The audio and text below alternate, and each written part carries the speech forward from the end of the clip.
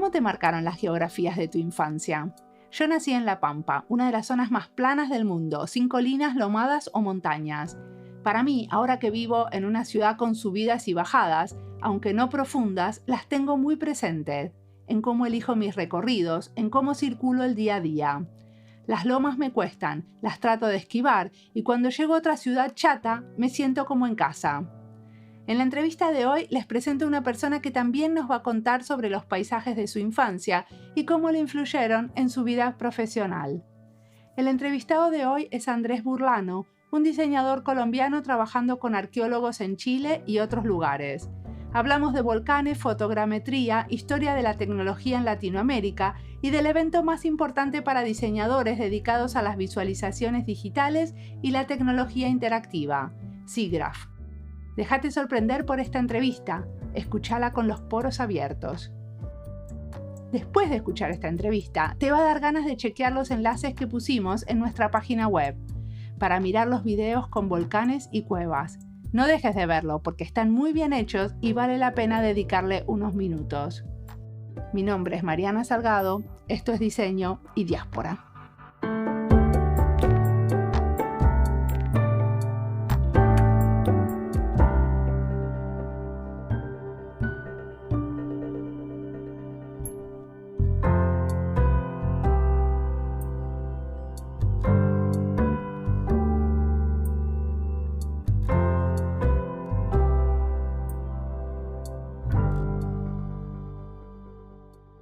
Soy Andrés Burbano, en este momento soy profesor de la Universidad Abierta de Cataluña. Me considero un artista que trabaja con medios y un investigador en el campo de la historia de la tecnología, principalmente la tecnología de medios de comunicación y su relación con diferentes esferas de la cultura, entre ellas el arte, el diseño, pero también otros aspectos, digamos, intentando establecer comunicación con campos tan diversos como la antropología, los estudios de la ciencia y la tecnología, y un campo en particular que me es familiar es la arqueología de los medios. Vamos a hablar de ello. ¿Y a quién enseñas? ¿Enseñas a diseñadores, arqueólogos, ingenieros? Principalmente yo les enseño a artistas, también dicto clases a diseñadores y con arqueólogos tengo más un vínculo profesional, digamos, trabajo con ellos haciendo trabajo de campo, pero no es parte del repertorio, digamos, de lo que ofrezco académicamente como clases y aulas. ¿Y qué tipo de clases haces? ¿Cuáles son tus materias? Mira, yo tengo una preferencia por materias muy prácticas, de talleres de artísticos, de creación o de implementación de proyectos de diseño y seminarios más teóricos. Por ejemplo, en este caso estoy trabajando con un seminario sobre teorías del arte y de la cultura, que me resulta muy interesante, y también en el campo de diseño una clase sobre diseño y sociedad que busca articular discursos de STS, digamos, de Ciencia, Tecnología y Sociedad, estudios de Ciencia, Tecnología y Sociedad, y de los discursos del diseño, ¿cierto? El diseño entendido en un sentido amplio a nivel contemporáneo. Creo que hay muchas cosas interesantes por explorar en esa clase, sí. Perfecto. Y me gustaría que vayamos concretamente a un proyecto porque estuve mirando que estuviste trabajando en el sur de Chile, en el Chaltén, con los volcanes. Sí. ¿Podemos contar un poco sobre ese proyecto que me pareció alucinante? Bien, mira, este proyecto empezó en el 2018. El punto es que yo venía desarrollando una serie de proyectos de documentación de sitios arqueológicos con tecnologías digitales, principalmente fotogrametría, y fotografía y video en 360 grados por un tiempo en diferentes proyectos, y un amigo a quien le había ayudado a hacer una documentación en Colombia me recomendó entrar en contacto con una profesora de la Universidad de Nueva York que se llama Karen Holmberg. Karen es una arqueóloga y vulcanóloga. Su campo de estudio es el impacto de la presencia de volcanes y de su actividad en las poblaciones humanas, ¿cierto? Cómo van cambiando a través de los años, y por su vocación como arqueóloga, por supuesto, se trata también de entender estos cambios en el pasado, inclusive en los pasados remotos. Karen había ganado una beca de la National Geographic Society para ir a Chaitén a hacer trabajo de campo en un volcán y en concreto en unas pinturas rupestres que aparecieron en el volcán en Chaitén. Y muy rápidamente nos conocimos y decidimos trabajar juntos. Me invitó a ir al sur de Chile. Chile es una tierra que yo quiero mucho por diferentes razones. Tuve la oportunidad de hacer investigación en varios campos allá. Tengo amigos también, así que no lo dudé dos veces y un día estaba en Bogotá, donde estaba viviendo en aquel entonces, y al día siguiente estaba en Santiago rumbo a la Patagonia.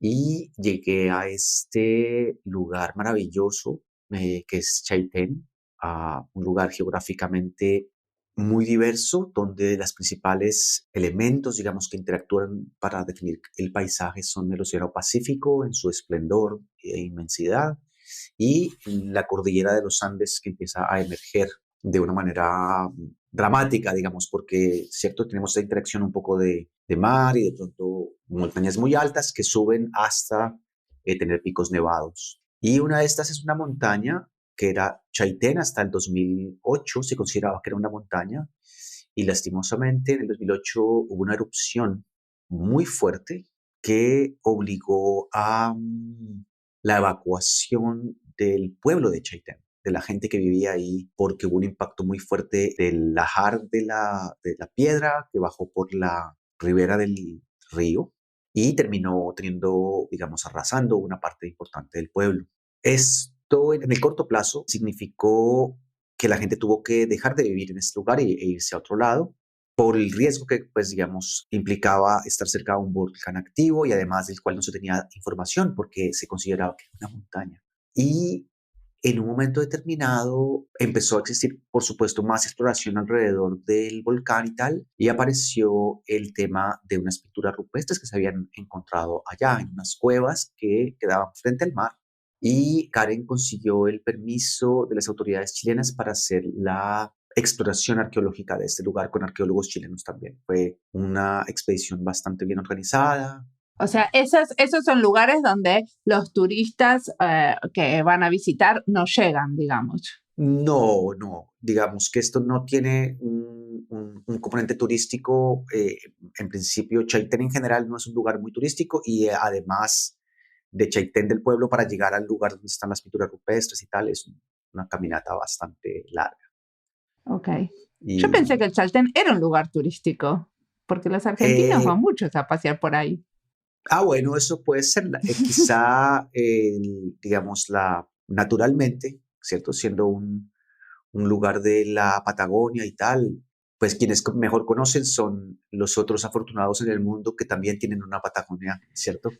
Que es Argentina. Claro. Entonces, fueron a hacer esta exploración arqueológica y ¿cuál fue tu rol ahí?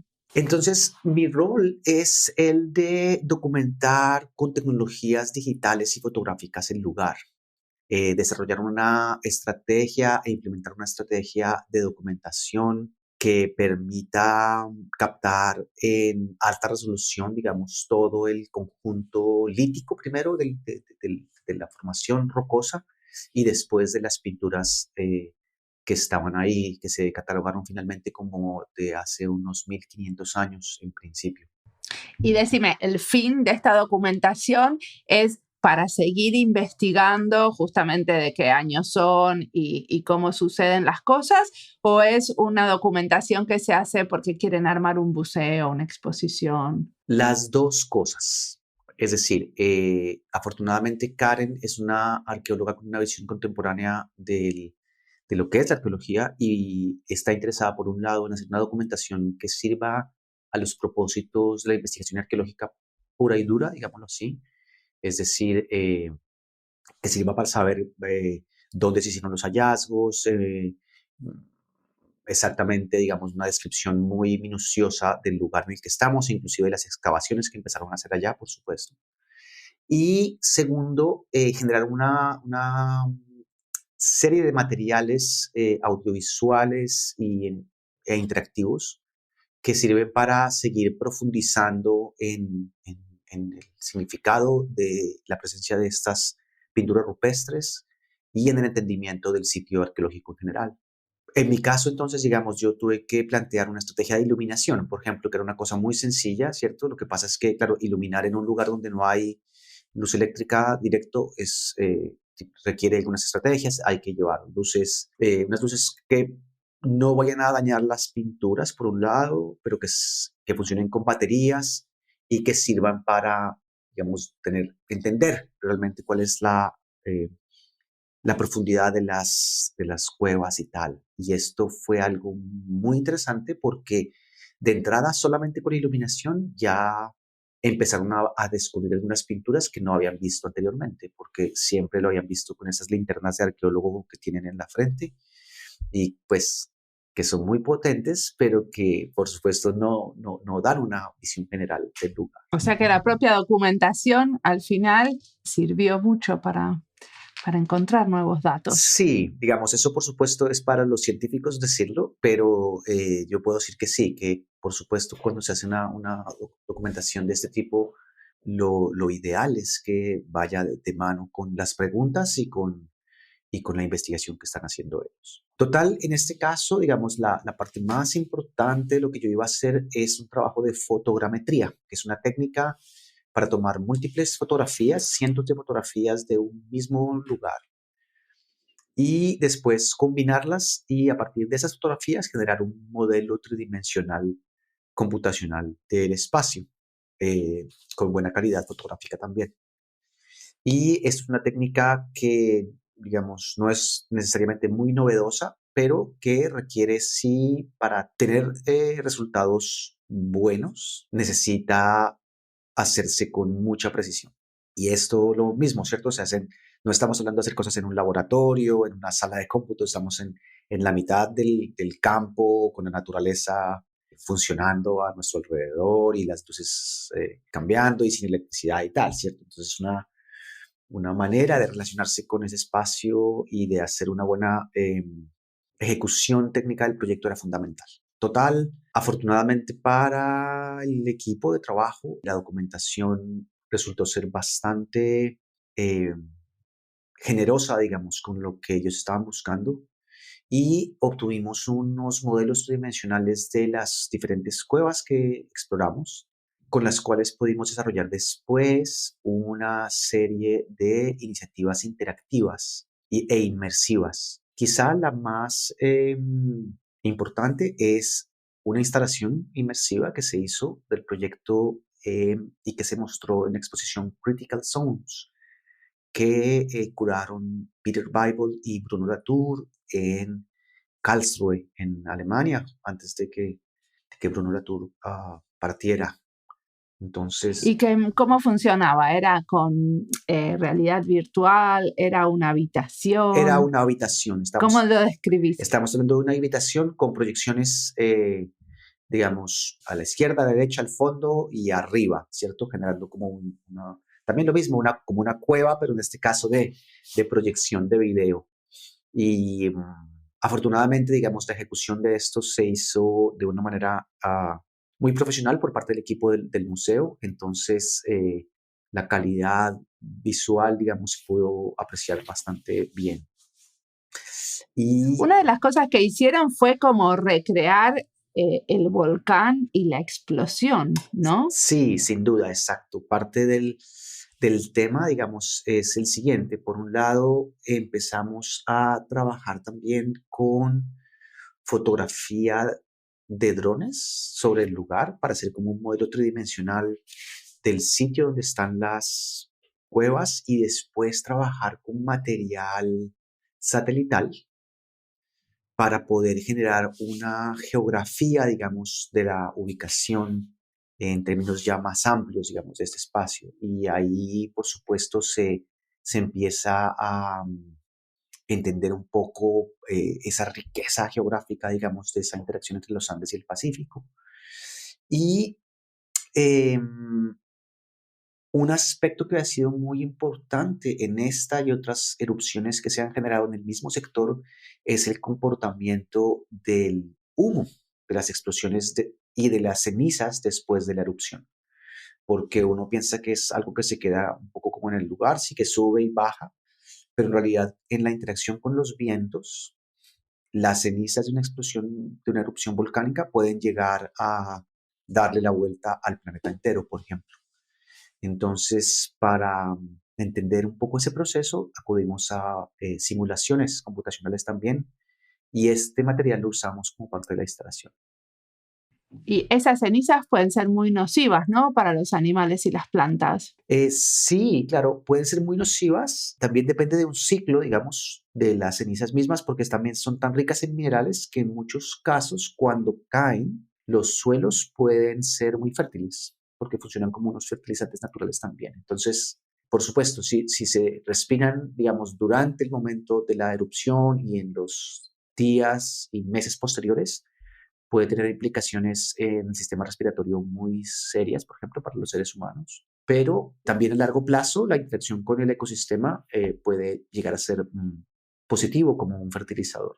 Muy interesante. Una de las cosas que me llamó la atención es que hacían como representaciones en 3D y al final estaban usando como esos programas para, que se usan mucho para hacer productos. ¿Vos estudiaste diseño industrial en algún momento? No, yo, digamos, mi formación original es en cinematografía, pero buena parte de mi trabajo práctico y de mi trabajo docente lo hago con diseñadores. Y gracias a eso he tenido, digamos, una interacción con los discursos del diseño, pero también con las técnicas. Y me interesa mucho el tema principalmente de modelado computacional. Creo que es una herramienta supremamente sofisticada, muy interesante, que también tiene sus limitaciones como todo, pero que un poco por la naturaleza del trabajo que yo hago, vinculado también a mucho procesamiento computacional, me ha abierto muchas posibilidades de desarrollo de proyectos y de tomar, digamos, datos que provienen del trabajo de campo y procesarlos con ese tipo de software computacionalmente.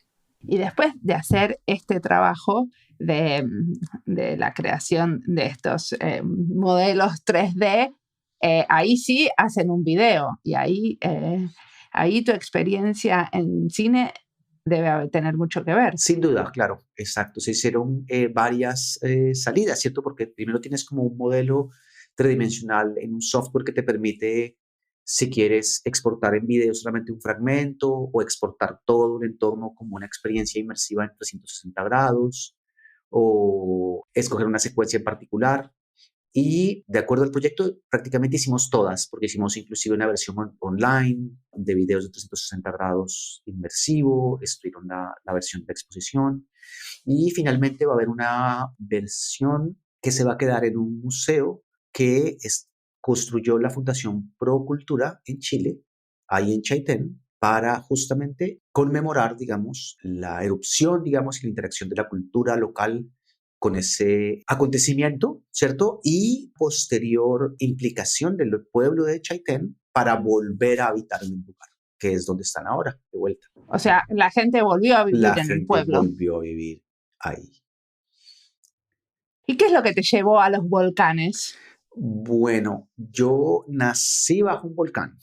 Digamos que eso es un aspecto muy importante de mi vida.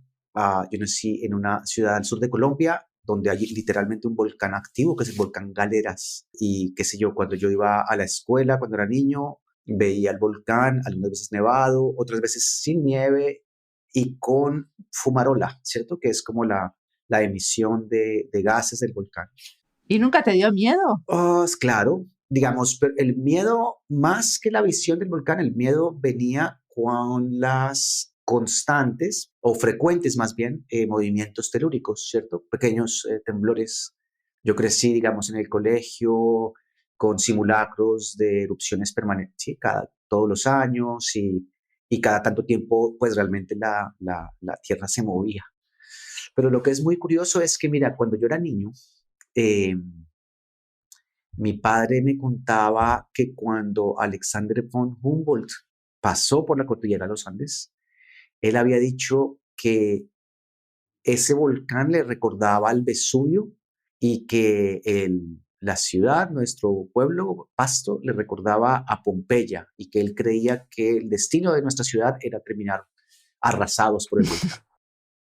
Afortunadamente, hasta el día de hoy, Alexander von Humboldt ha estado equivocado Él tiene la eternidad, pues, para estar, para que pase algo, pero hasta ahora no ha pasado nada, digamos. Entonces, o sea, de esas magnitudes. Desde entonces, digamos, me interesó mucho la historia de los volcanes, la gente que los estudia, el origen de la vulcanología como disciplina. Eso se conecta por ahí con algunos cineastas que han hecho, digamos, películas muy interesantes sobre volcanes, como Werner Herzog, por ejemplo. Ok, no la vi. Y en general, digamos, imagínate para mí, ya que, digamos, también tú conoces el Cono Sur, lo que me ha marcado en mi vida es venir de estas montañas, digamos, y entender, por ejemplo, cuando estoy en Chaitén, que con lo que estoy interactuando allá a nivel geográfico, en el sur de Chile, que se conecta con el sur de Argentina, es la misma espina dorsal continental que llega hasta mi país y en la cual yo nací. Y eso es conmovedor en todos los niveles.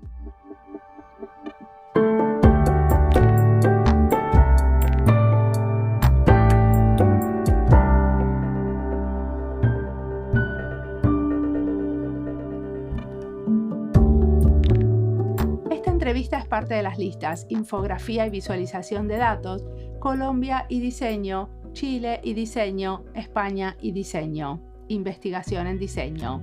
Las listas las encuentran en nuestra página web, en Spotify y en YouTube.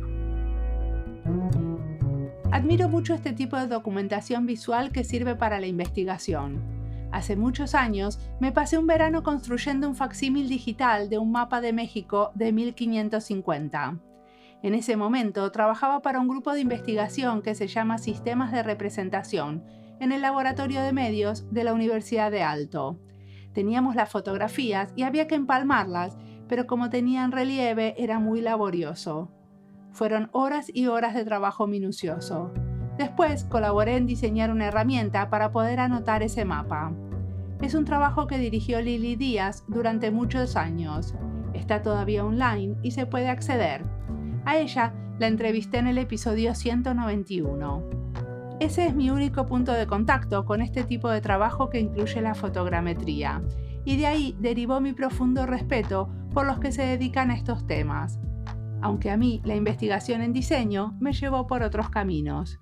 Ahora sigamos escuchando a Andrés, que tiene mucho más para contarnos.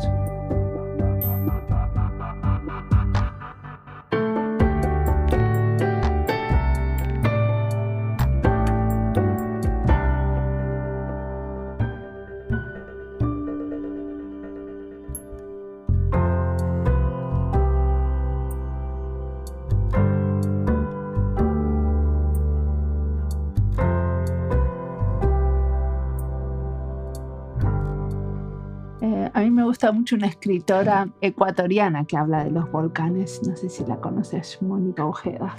No la conozco, pero me encantaría poder leer. Ella Sí. tiene algunos cuentos donde hay volcanes.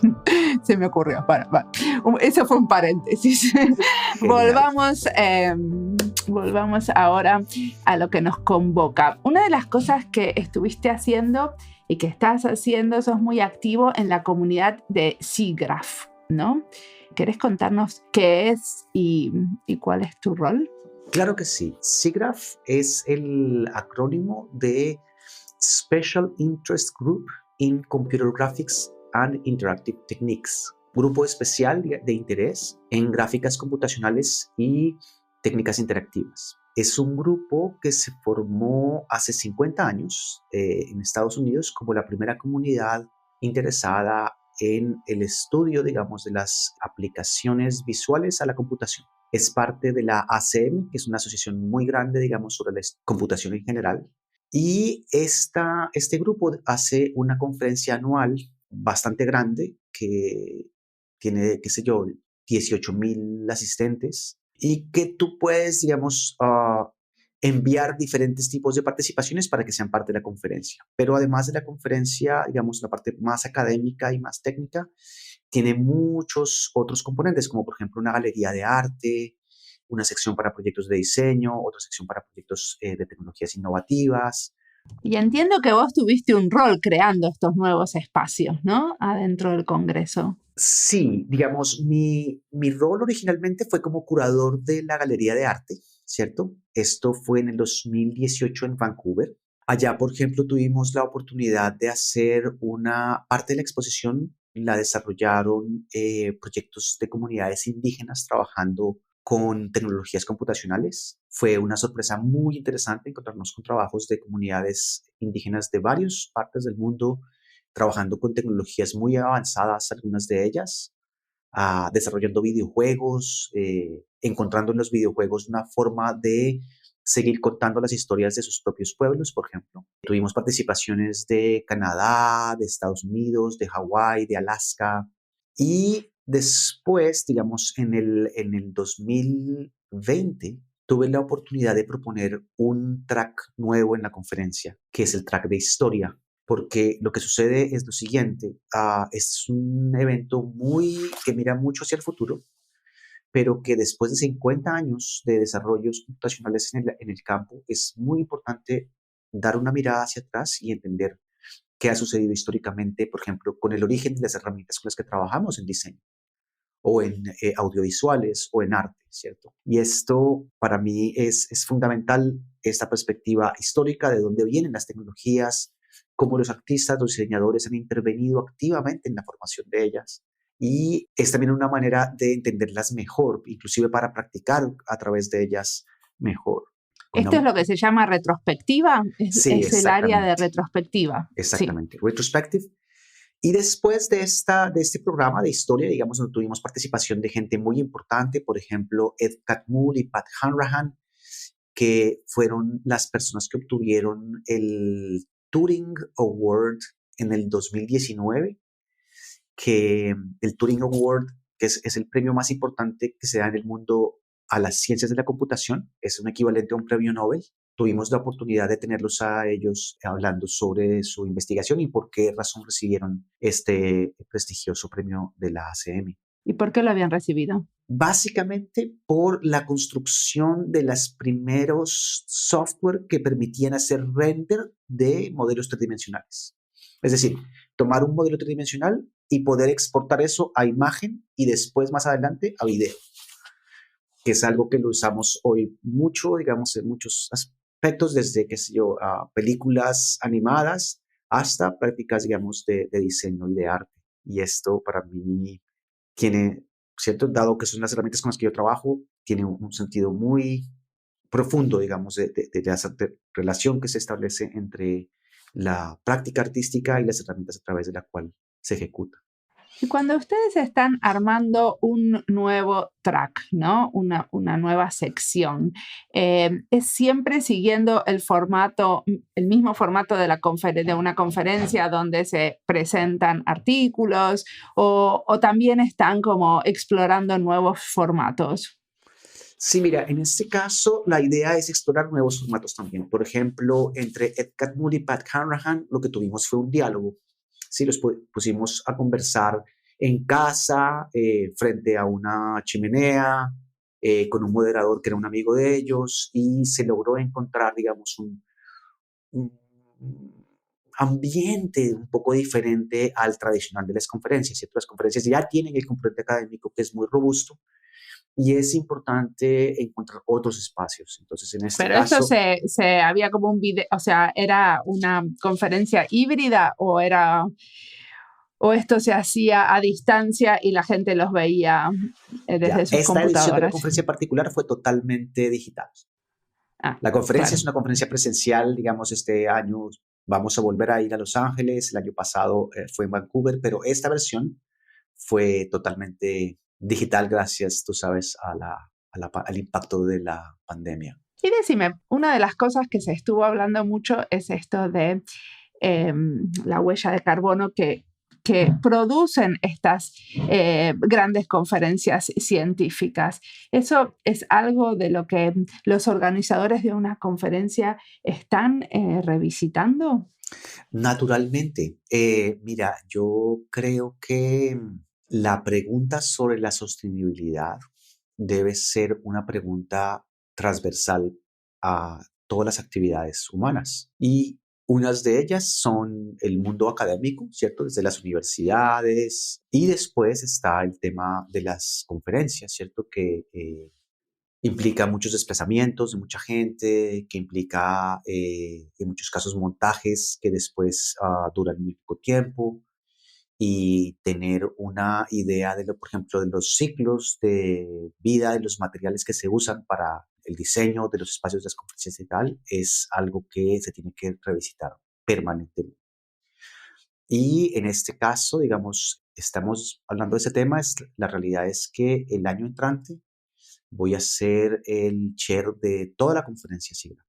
Es una responsabilidad muy grande, creo que es la primera vez que alguien de América Latina está en esta posición y creo que es la primera vez que alguien que vive por fuera de Estados Unidos ha sido designado en este rol. Felicitaciones, entonces. Gracias. Y es un gran reto, por supuesto, una responsabilidad enorme. Y uno de los aspectos que quiero enfatizar, digamos, es en este rol, cómo llevar conceptos como los de economía circular al sistema de cómo se producen las cosas en la conferencia, que los materiales que se distribuyen provengan de procesos de reciclaje o que tengan una clara manera de que sean reciclados después. Por supuesto, estamos aún trabajando en esto, pero creo que, como tú dices, es súper importante no perderlo de vista, claro. Y bueno, vamos a ir al último tema del que quería discutir contigo, que es este libro que vos tenés, Different Engines, o sea, máquinas diferentes, ¿no? ¿Puede ser las tecnologías mediáticas de América Latina? Así es. ¿Querés contarnos este libro, de dónde sale, qué cuenta? Bien, mira, este mes, de hecho, en 2 semanas se hace el lanzamiento del libro Different Engines, Media Technologies from Latin America. Lo digo en inglés porque está siendo publicado en inglés, lo publica Taylor and Francis, Routledge, y es un libro que me ha tomado más de 10 años escribir. Partió originalmente de mi tesis doctoral en la Universidad de California, donde estuve haciendo una investigación de las tecnologías de medios en términos generales y me topé con que América Latina o gente en diferentes países de América Latina había propuesto tecnologías bastante interesantes y sofisticadas, muy ignoradas en los campos de la tecnología audiovisual. Digamos que mi punto de partida es la siguiente pregunta, es ¿qué rol han jugado los países latinoamericanos en la configuración de los medios contemporáneos? Porque está la idea de que en América Latina no se produce tecnología, que nuestro rol es como receptores principalmente de tecnología y quizá el rol que se le ha dado a los usuarios de tecnología en América Latina, sobre todo cuando están en campos creativos, es ser como hacer un twist, como un cambio en el uso, ¿no? Y estudiar eso, que eso es importante, por supuesto, pero se habla muy poco, porque se ha investigado muy poco, tecnologías que ya han sido creadas en América Latina. ¿Y me das un ejemplo? Un ejemplo, digamos que no es parte de mi campo de estudio, pero del que partí y que tiene que ver con nuestro diálogo hoy, es el caso del CyberSyn, ¿cierto? Un proyecto que se desarrolló en Chile al finales de los años 60, principios de los años 70, que era una especie de como una especie de Internet desarrollada en Chile en colaboración entre científicos británicos y chilenos, y que a través de tecnologías como el Telex, por ejemplo, generaba una red similar a lo que podría ser la red de redes que conocemos, que es Internet. Y esto tiene unas implicaciones muy potentes, digamos, en la idea de que no solo había proyectos, sino que la implementación a gran escala y con unos sentidos culturales y sociales muy particulares eran parte de nuestra historia. Entonces yo lo que hice fue empezar a viajar como un peregrino por diferentes países de América Latina, México, Guatemala, Colombia, Ecuador, Perú, Chile. Más tarde también pude pasar por Argentina, Brasil, buscando casos de estudio. Y en este caso, el libro tiene 5 capítulos y uno de ellos habla de Brasil, otro habla de México, otro de Chile, otro de Colombia y uno más de Brasil que cierra el libro. Y empezamos con tecnologías fotográficas en el siglo XIX, en la mitad del siglo XIX, y cerramos con tecnologías digitales contemporáneas que se están usando ahora. Digamos que empezaron entre los finales de los años 90 y principios de este siglo, pero que están aún vivas. ¿Cuáles, por ejemplo? Por ejemplo, un lenguaje de programación desarrollado en Brasil que se llama Lua, que significa luna en portugués, y es un lenguaje de programación que se usa en muchos campos. Uno de ellos es el desarrollo de videojuegos. Y resulta que son el vehículo, por ejemplo, que es uno de los elementos en los que hago énfasis, es un vehículo con el cual jóvenes aprenden a programar. ¿Por qué? Seguramente tú has escuchado hablar de juegos para crear mundos como Roblox. Roblox tiene un lenguaje de programación para que los que juegan el juego puedan construir sus propios juegos. Y este lenguaje con el que programan esos juegos es Lua, un lenguaje muy sencillo que muchos jóvenes, inclusive niños, aprenden a trabajar con él para crear sus propios juegos y de paso se vuelve como la ventana al mundo de la programación. Y eso está sucediendo a nivel global. Es algo muy interesante el impacto que ha tenido este lenguaje de computación creado por 3 personas en Brasil. Muy, muy competentes, muy capaces y también muy generosos porque es abierto, ¿cierto? Entonces es parte del open source, digamos. Perfecto. Entonces, estamos llegando al final de la entrevista. ¿Qué nos recomendarías? Mencionaste la película de Herzog. Siempre pregunto, ¿qué te está inspirando a vos? ¿Qué estás mirando, escuchando, leyendo? ¿Qué recomendarías? ¿Querés decirme cómo se llama la película de Herzog antes? Sí, mira, Herzog ha hecho 2 películas que tienen que ver con volcanes. Una que hizo en los años 70, que es sobre un volcán que se llama La Soufrière, que es un volcán en el Caribe, en una isla que tuvo una erupción anterior, ¿cierto? En los años 30, si no estoy mal, y que fue tan fuerte la erupción que la mayoría de la gente que estaba cerca al volcán pereció. La única persona que sobrevivió fue alguien que estaba preso en la mazmorra más recóndita y que pudo salir vivo porque estaba realmente en un lugar donde solamente sufrió quemaduras, creo, por los gases. Toda la demás gente murió. Entonces, resulta que este volcán vuelve a estar activo como en los años 70 y hay una gran evacuación del lugar y Herzog identifica a una persona que no se quiere ir. Se va y se mete, o sea, imagínate todo el lugar evacuado, ya no hay nadie, todo abandonado y es en cambio Herzog intentando subir hasta el volcán y encuentra a una persona que está allá. Este es muy, muy bello y Es un documental. es un documental, sí, es un documental. Y hace poco hizo una producción, creo que para Netflix, si no estoy mal, de volcanes alrededor del mundo. Y es bellísimo. Y está, digamos, en Indonesia, desde las conexiones espirituales de los pueblos tradicionales que viven ahí con los volcanes, el tipo de ofrendas que ellos hacen, los mitos que hay, y también la interacción con científicos de primer nivel, digamos, que están estudiando hoy por hoy los volcanes y su actividad, porque son parte digamos, de esa riqueza viva que es nuestro planeta, muy enigmáticos y que además demuestran una fuerza muy poderosa dentro del planeta que no se puede manejar ni entender, ¿cierto? Ni controlar. Y los humanos tenemos muchos problemas cuando hay algo que no lo podemos controlar. Como que nos da miedo en lugar de hacernos más humildes, digámoslo así. Perfecto. ¿Y hacia dónde te parece que va tu investigación? Pues mira, a ver, por un lado, el tema de historia de las tecnologías y principalmente la historia de las tecnologías en América Latina, en el sur global, es algo que me interesa mucho, en lo que sigo trabajando y buscando, digamos, posibilidad de financiación de proyectos en ese sentido. Me he vuelto un poco un misionero de hacer conocer también esos casos. Creo que la tecnología es una práctica humana como lo es el arte, es innata un poco a los seres humanos y hay que buscar un poco esa diversidad, como las diferentes culturas se relacionan y producen tecnologías, digamos, y es algo que me interesa mucho.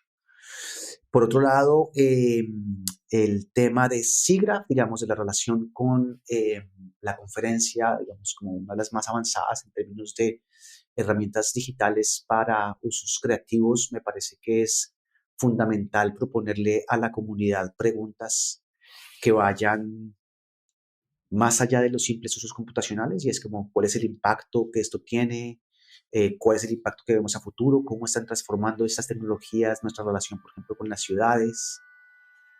Creo que es importante, ¿cierto?, a la gente que está creando las tecnologías, ponerles estas preguntas para poderlo debatir, discutir, aprender también de ellos un poco mejor de qué se trata.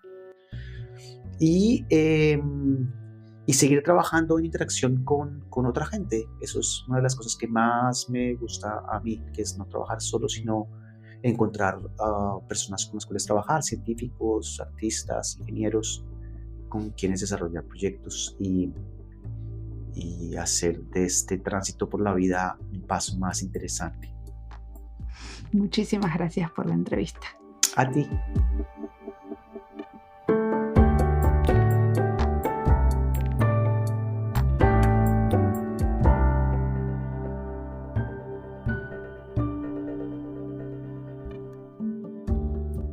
Llegué a Andrés porque quería que alguien me cuente el proyecto CiberSyn, o 5, de Chile. Fue el intento chileno de planificación económica controlada en tiempo real desarrollado en los años del gobierno de Salvador Allende entre el 71 y el 73. Tenía mucho diseño. Al proyecto lo nombramos en esta charla, pero no profundizamos. Ya encontraré algún diseñador con ganas de contarnos la historia de 5. Si conocen alguna historiadora del diseño o diseñadora que se haya dedicado a estudiar 5, me cuentan, la estoy buscando. A veces me cuesta encontrar la persona propicia para contar un caso en particular que me interesa, y en el camino me encuentro con otras personas geniales que nos cuentan otras cosas de las que no habíamos escuchado hablar antes, que también son geniales. Así fue la entrevista de hoy, una sorpresa. Me gusta mucho descubrir diseñadores e investigadores cuya práctica es muy lejana a la mía, pero están igual de apasionados por lo que hacen. Escuchar su trayectoria, cómo llegaron a hacer lo que hacen, de dónde vienen y cómo se imaginan que su práctica se va a desarrollar en el futuro. Me gusta preguntar lo del futuro, aunque a veces también me parece un poco ridículo, sobre todo porque creo que no nos imaginamos cosas muy realistas.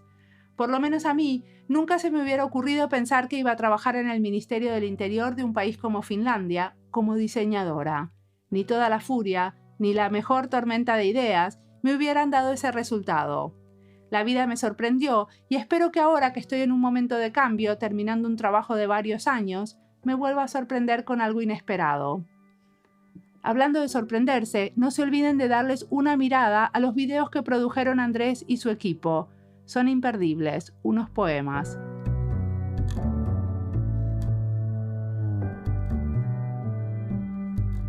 Como siempre, la música del podcast es de Antonio Zimmerman, el diseño de sonido es de Andy Fechi. Este podcast está publicado con licencia creativa común con atribuciones. Esto fue Diseño y Diáspora. Pueden seguirnos en nuestras redes sociales, en YouTube, Instagram, LinkedIn y Twitter, o visitar nuestra página web diseñoydiaspora.org. No olviden recomendarnos. Nos escuchamos en la próxima.